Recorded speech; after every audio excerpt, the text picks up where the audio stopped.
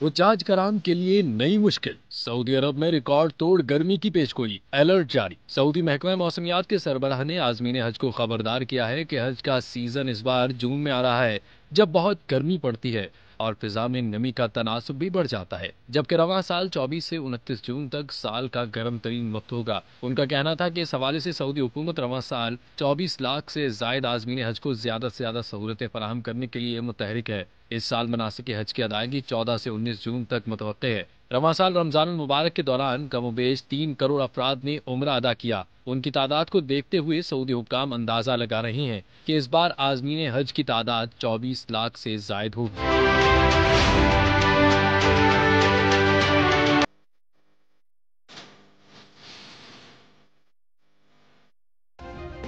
Subscribe करें और bell दबाएं ताकि खबर न जाए।